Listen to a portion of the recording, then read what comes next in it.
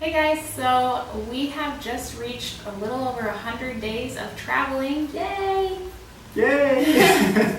And we thought we would check in and just let you know what we've liked the most, what we've liked the least, and what's surprised us since we started traveling. I like the most so far. Oh, I remember that the most. Go ahead. That every day is a new adventure. And it truly is, like, it's amazing. I get up every day and I'm in another city, and there are all these places that I've wanted to see my whole life or for at least a year or more. And it's like, wow, I'm here.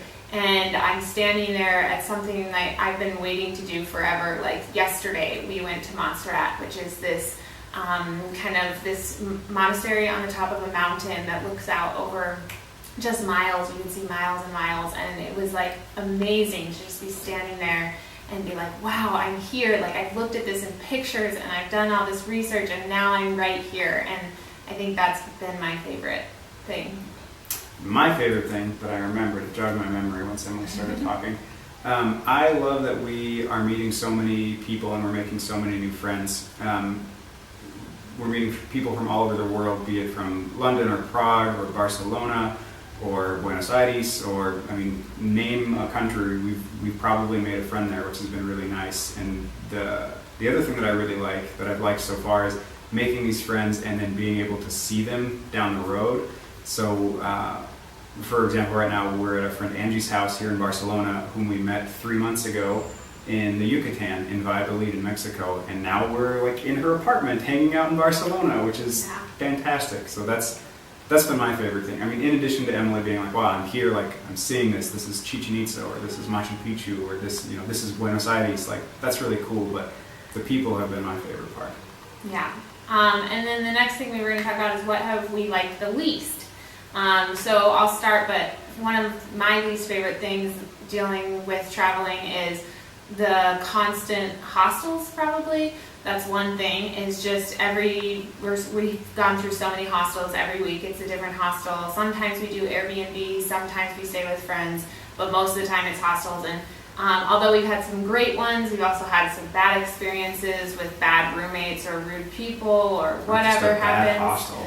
Yeah, and so that gets old, and just the thin mattresses and stuff like that. You just don't get great sleep all the time. Yeah.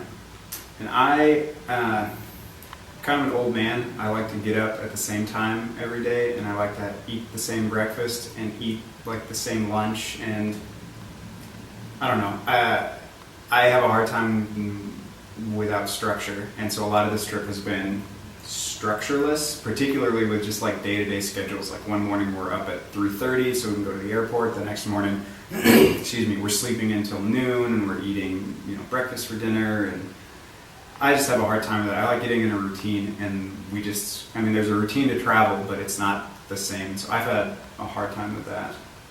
Yeah. And the last thing is what surprised us the most. For me, what's surprised me the most is actually how easy this lifestyle has been.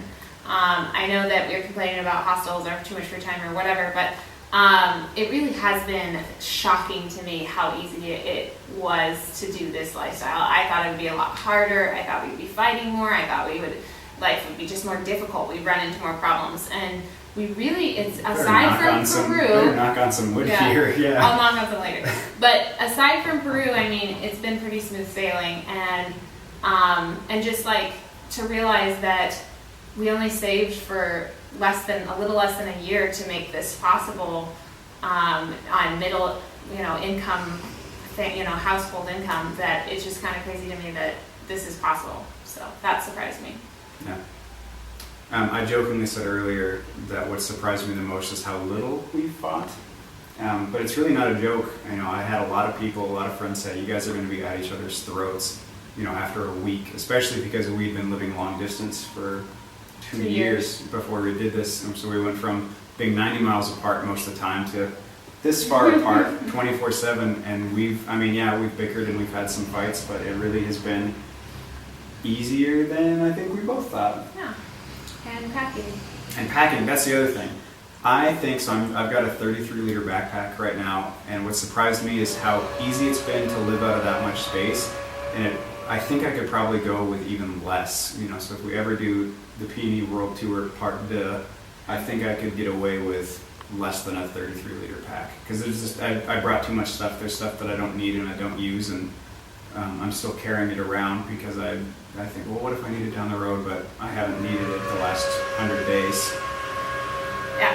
So, and we've seen people who have 70-liter packs. 100-liter here, backpacks 100-liter for like a 3-week trip. What's in there? It's really not necessary. So, I mean, if you have a few shirts, just wash them. I mean, it gets old, but it's totally doable. So, yeah. Do your laundry in the sink or in the shower. I do a lot of shower laundry. yeah. So, anyways, just wanted to check in with you guys, let you know, maybe you can compare this to our first video. We went back and watched our first video before we started traveling and thought it was pretty funny.